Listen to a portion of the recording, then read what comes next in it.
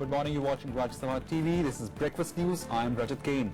Let's have a look at the top headlines of the day so far.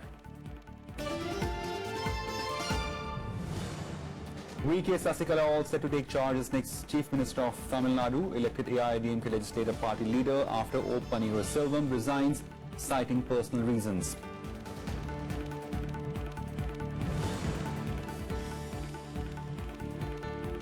Election battles peak in Uttar Pradesh. PM says SP Congress alliance out of fear of washout. Akhilesh and Rahul hit back.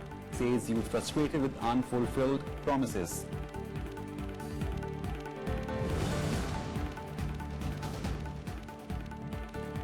Afghanistan avalanche claims more than 100 lives. Death toll could rise as some areas are inaccessible to rescue workers.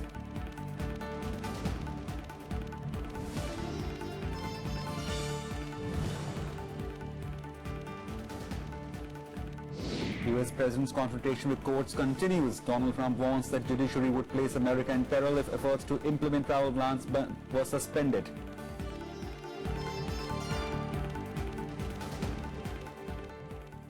A top focus. The stage is set for VK Sasikala to take over as next Chief Minister of Tamil Nadu. On a day of fast-paced developments, O Pannerselvam resigned from the post, citing personal reasons on Sunday. AIADMK MLAs also met and elected Sasikala as legislative party leader. Her name was proposed by Pannerselvam at the MLAs meeting. Sasikala is expected to be sworn in on Tuesday. She now continues the AIADMK tradition wherein party chief also holds the post of chief minister. She was elected party general secretary in December post-demise of Jayalalitha. O Pannerselvam in his resignation thanked the Prime Minister and the Governor for their support and cooperation. While the AIADMK cadre are celebrating the elevation, the opposition has said that Sasikala's elevation is against the wishes of late J. Jayalalitha and the people of the state. No different voices. Everybody stood together. Everybody stood together, and all of us want Chinamma to become the chief minister. She will go the same way. She will conduct the same way what Amma did. So everything will be according to Amma's guidance. Mrs. Sasikala becoming the Chief Minister of the state of Tamil Nadu, I think it is a very, very sad day for democracy in the state of Tamil Nadu. Nobody expected this will happen. The whole blame and the entire responsibility for this total shock, utter shock and sadness and betrayal of the intentions of the people, votes of the people of the state of Tamil Nadu should be on the shoulders and heads of all the ADMK legislators who elected Sasikala. The Chief Minister of Tamil Nadu, present Chief Minister, Mr. Pannerselvam, himself proposed the Sasikala's candidature for the CM post. So, seconded by all MLAs and ministers. So, it is their choice, their selection. So, we can't say anything about that.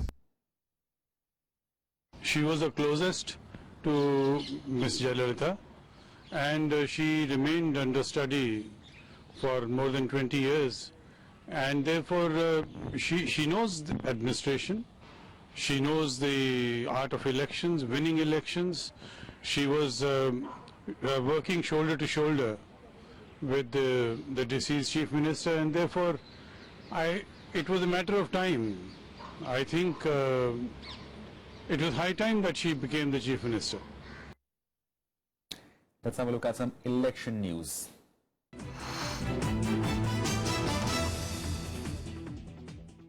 With only 4 days to go before the first phase of elections in UP, Prime Minister Modi launched a scathing attack on the ruling Samajwadi Party at a rally in Aligarh on Sunday. He accused the UP government of doing nothing for the development of the state. He said the government was not able to curb corruption, casteism and nepotism. Taking a dig at Samajwadi Party Congress Poor Alliance, Modi said that Akhilesh Yadav is grabbing whatever support he gets as he fears of being washed out. He coined a new term for his opponents in UP, saying the people must get rid of the state of scam that stands for Samajwadi Party, Congress, Akhilesh and Mayawati. ये इसलिए इकट्ठे आए हैं कि अगर अलग अलग रहे और मोदी का राज्यसभा में भी बहुमत हो गया तो मोदी ऐसे कानून बनाएगा कि चोर लुटेरों के लिए कोई जगह नहीं बचेगी, इसका डर है। उत्तर प्रदेश को स्कैम से मुक्त करना है। उत्तर प्रदेश से स्कैम नहीं चाहिए, उत्तर प्रदेश को कमल चाहिए, उत्तर प्रदेश को उज्जवल भविष्य चाहिए, उत्तर प्रदेश के नौजवान को रोजगार चाहिए। Alliance partners in UP, Rahul Gandhi and Akhilesh Yadav participating in the third joint rally in Kanpur on Sunday. Hitting back at the Prime Minister over his scam remark, SP Chief Akhilesh Yadav said the acronym stood for Save the Country from Amit Shah and Modi. Attacking Prime Minister over note ban, Congress Vice President Rahul Gandhi said that demonetization has hurt the poor most. Rahul also said the Prime Minister is afraid of youth as his promises of giving jobs to them has yielded no results. Modi ji कोई भी level की बात करें, जैसे बिहार के चुनाव के बाद नरेंद्र मोदी जी के मुंह से बिहार शब्द नहीं निकला, वैसे यूपी के चुनाव के बाद नरेंद्र मोदी जी के मुंह से यूपी शब्द नहीं निकलेगा। हमें भी स्कैम देश से हटाना है, हमारा भी स्कैम है, देश से हटाना है। और हमारे स्कैम की परिभाषा जानते होंगे आप। इस देश को बचाना है दो लोगों से। इनाम अपने आप ले दिया इन्होंने, हमें भी बचाना है। Save the country from Amit Shah and Modi, ये हमारा भी स्कैम का नाम है। Samajwadi Party spokesperson Gaurav Bhatia has quit from all party posts, including that of National President, SP's legal wing. While he said that it wasn't an easy decision to quit, he had consulted several party leaders and also his well-wishers before taking it. While he did not specify any reasons, Bhatia said he was quitting over alleged compromise by the Samajwadi Party on its principles. ये ऐसा निर्णय है जो कतई आसान तो नहीं है, लेकिन बहुत सोच समझ के ये निर्णय मैंने लिया है। अपने शुभ चिंतकों से बात करके, अधिवक्ता भाइयों से बात करके, जो प्रदेश भर से आए थे, ये निर्णय मैंने लिया है। और ये जरूर कहूंगा कि सिद्धांतों से समझौता करके अगर कार्य करना पड़े तो व्यक्ति को कार्य नहीं करना चाहिए, चाहे पद रहे या ना रहे। The Congress Party on Sunday released its manifesto for Uttarakhand State Assembly elections. The manifesto focused on stopping migration from hills, disaster management, infrastructure development and economic empowerment for women. The manifesto also focuses on agriculture by setting a target to make at least 30% of unirrigated land partially or fully irrigated over the next 5 years. The manifesto also promises creation of new districts, development of infrastructure, boosting connectivity and building a modern Uttarakhand. Releasing the manifesto, Chief Minister Harish Rawat said employment opportunities will be generated in remote hill areas through skill developments of local youth. 70-member Uttarakhand Assembly will go to polls in a single phase on February 15th.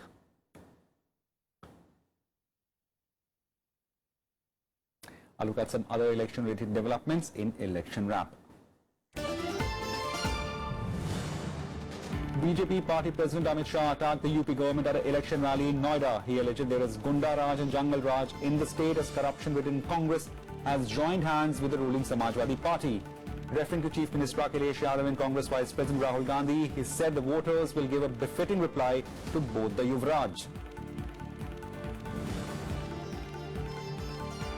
Prime Minister Modi will address 4 rallies in Uttarakhand starting February 10th to drum up support for BJP for the February 15th Assembly elections in the state.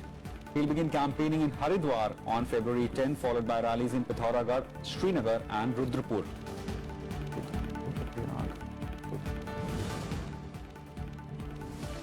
Senior Congress leader Ghulam Nabi Azad has said an alliance with BSP, Congress and Samajwadi Party would have wiped out BJP from Uttar Pradesh.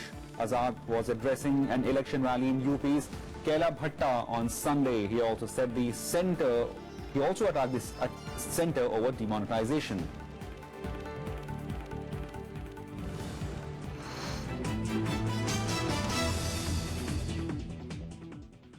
Time for a very short break, more on the other side.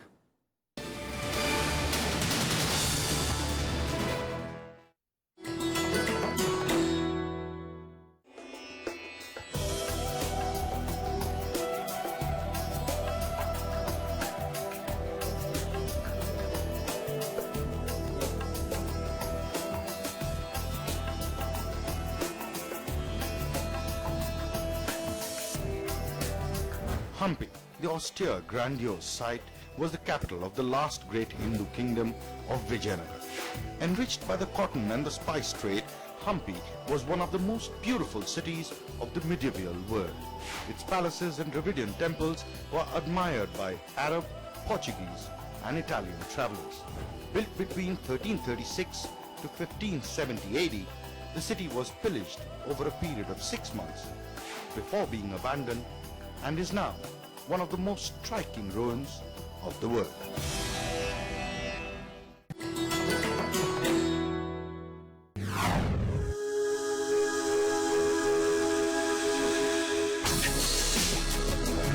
Tales that inspire. Stories of social change. A salute to diversity. Promoting public discourse. Events that motivate. Inspiring the innovative spirit. Watch Rajya Sabha television documentaries.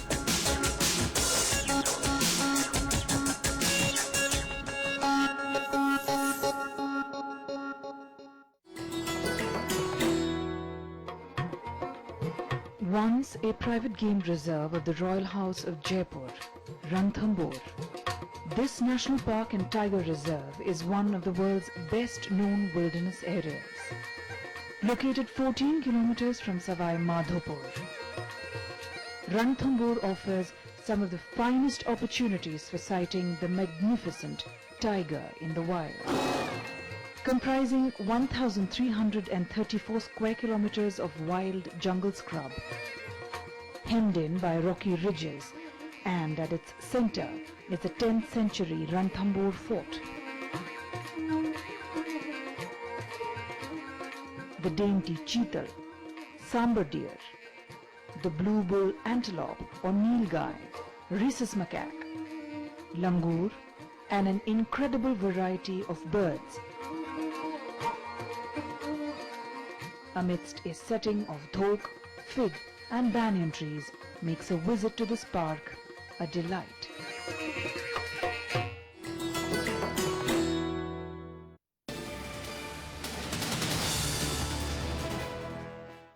Welcome back. Union Law Minister Ravi Shankar Prasad has said that centre is likely to take a major step to ban triple talaq after the ongoing assembly polls. He also dared Samajwadi Party, Congress and the BSP in Uttar Pradesh to clarify their position on the issue. The Law Minister said the practice is not related to religion but involves respect and dignity of women. He said the government respects faith and worship but cannot allow social evils to coexist. Ravi Shankar Prasad further said the non-BJP parties in UP were silent on the issue due to vote bank politics. He said the BSP should rise above caste politics and respect women. The BJP's manifesto has promised that if it comes to power in UP, its government will take the Muslim women's opinion on the issue and present it before the Supreme Court. Now, the Union HRD Ministry will set up a new department, the National Testing Agency, to conduct examinations for the higher and secondary education. The decision has been taken keeping in view that CBSE has been conducting examinations in which around 1 million students appear every month, which is a very large number.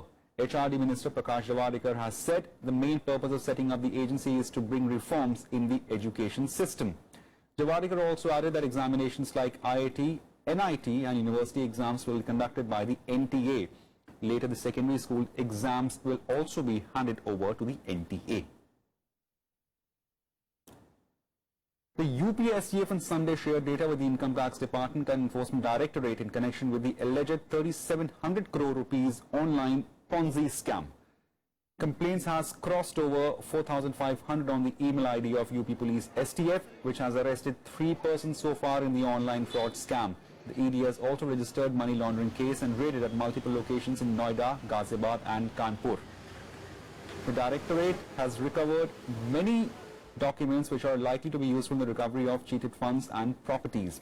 UPSTF has also got information that in several parts of the country, FIRs are being filed against the company. The UPSTF arrested the owner of the company, Anubhav Mittal, its CEO and the technical head on February 2nd. The Srinagar-Jammu National Highway remained closed for traffic for the third consecutive day on Sunday following landslides triggered by heavy rainfall. Thousands of commuters were stuck as restoration work was underway. Vehicles stranded along the highway would only be allowed to proceed further once the debris were cleared. To the high reaches receiving fresh snow, an avalanche alert of medium danger has been issued in several parts of Jammu and Kashmir. The blockade has also affected normal life as price of essential commodities have spiked. The landslides have occurred at Khairi and Mode. The reason is obviously the weather, heavy rainfalls. Overnight rains have actually caused a lot of landsliding in different areas. Now, there was some relaxation in the ongoing Bandh in Nagaland by various tribal organizations on Sunday. The organizations are protesting against the state government for going ahead with the urban local body polls with 33% reservations for women. The leaders of the protesting groups have said the relaxation is only for one day and it will continue against functioning of the state government offices and vehicles until Chief Minister and his cabinet colleagues quit. Private activities including business, educational institutions, banks and movement of pedestrians have been exempted from Bandh. The prohibitory order imposed in some areas of Kohima was still in force even though no untoward incident was reported in the state. In the wake of Bandh, the state cabinet has decided to submit a memorandum to Prime Minister to issue an ordinance to exempt the state from provision of constitution related to municipalities and ULBs and their compositions. Cabinet in an emergency meeting attended by special invitees comprising legislatures from all tribes took decision to submit a memorandum to the Prime Minister. Another short break, more on the other side.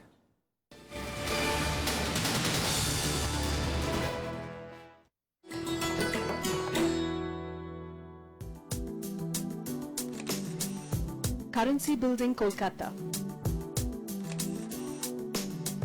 A 178-year-old structure, built in 1833 in the Italianate style with Venetian windows, ornate cast iron gates and railings.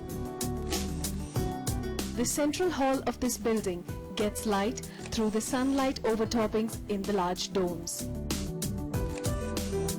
This beautiful building was originally the Agra Bank, and then it became the Office of Issue and Exchange of Government Paper Currency. It later housed the Reserve Bank of India until 1937.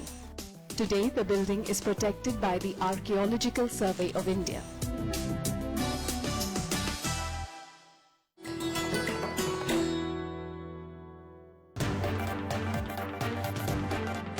Hello and welcome to Raj Sabha TV. I'm Amritan Shirai.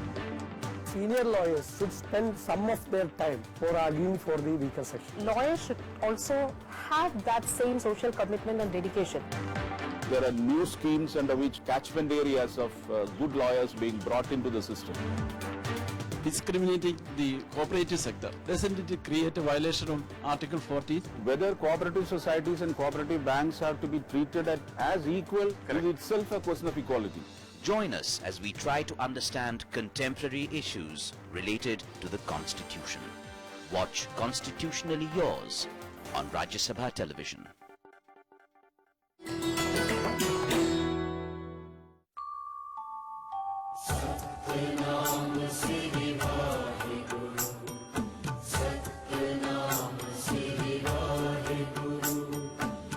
Patthar Sahib, the centuries-old Gurudwara constructed in the memory of Guru Nanak.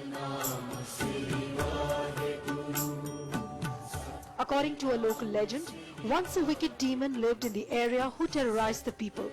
It is said that Guru heard their woes and came to their aid. The demon got into a rage and decided to kill Guru Nanak Dev with a huge patthar or the boulder. But when it touched the Guru's body, it softened like a warm wax. The local lamas have held the patthar sacred since then and offer prayers to it.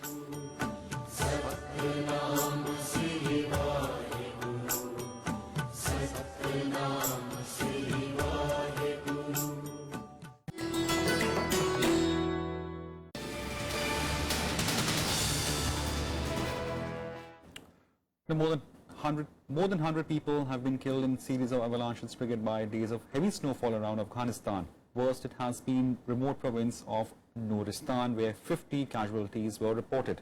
The avalanches struck after 3 days of heavy snowfall, which has destroyed scores of homes and blocked roads mainly in central and northeastern provinces.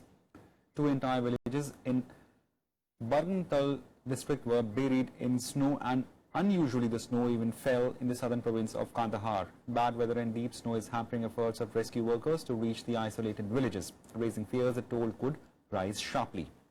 The Afghan government declared Sunday a normal working day in Afghanistan to be a public holiday. Neighboring Pakistan was also hit by severe weather, with at least 13 people killed in northwest by avalanches or heavy rains.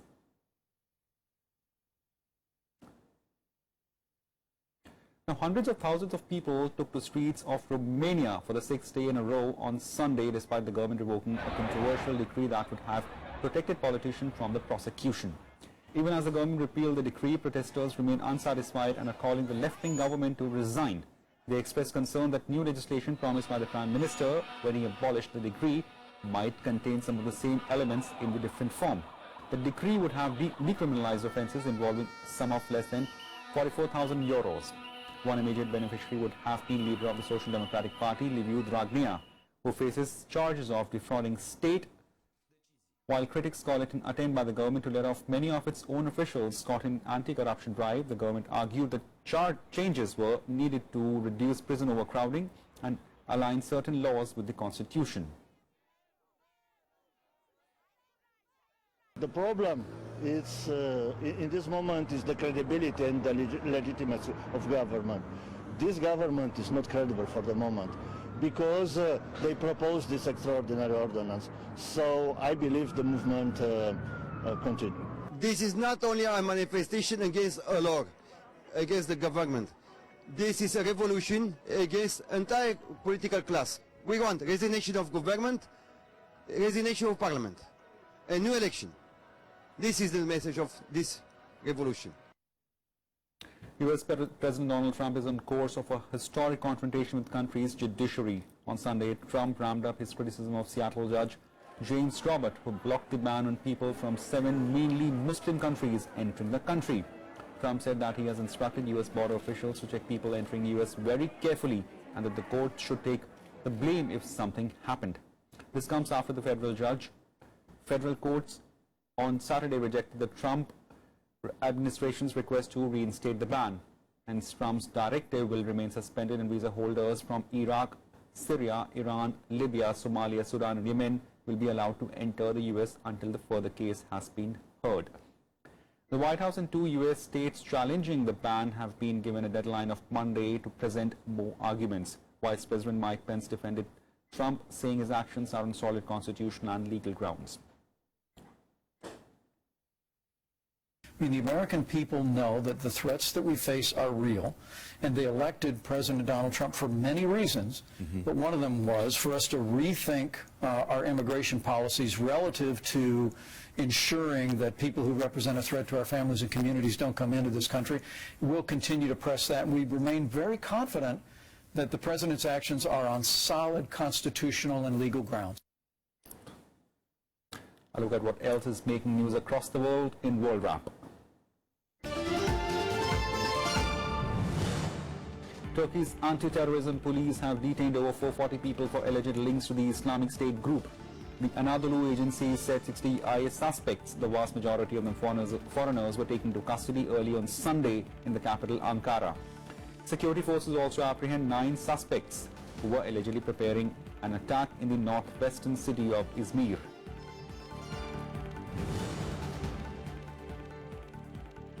At least 18 people were killed and 2 others injured in a fire incident at foot massage parlor in China's Zhejiang province. The fire broke out at around 5:26 p.m. at parlor in Tiantai County. People are seen jumping out of the windows. 8 people were found dead in the fire, while 10 others died in the hospital after medical efforts failed.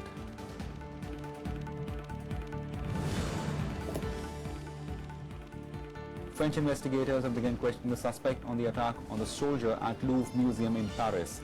Reports, however, say the man has refused to speak. The suspect, believed to be an Egyptian national, was shot in the stomach and seriously wounded after lunging at soldier with 2 machetes on Friday. The suspect has been held at Paris hospitals since the attack.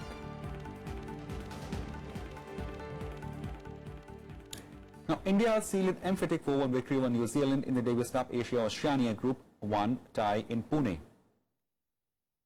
Rajkumar Ramanathan was fluent in his win over Finn Tierney, while Yuki Bhamri struggled past Joe Statham. Ramkumar sealed the tie for the host by thumping Turney 7-5, 6-1, 6-0 in 2 hours in the 4th rubber before Yuki won the dead 5th rubber against Statham 7-5, 3-6, 6-4 in 1 hour and 55 minutes. India now plays second round at home in April against Uzbekistan, who got past South Korea in the first round tie-up. The resounding victory for India also signaled an end of Anand Abhijit's 3-year reign as term captain, as he will be replaced by Mahesh Bhupati for the second round against Uzbekistan. That's it for now. Thanks for watching Rajya Sabha TV.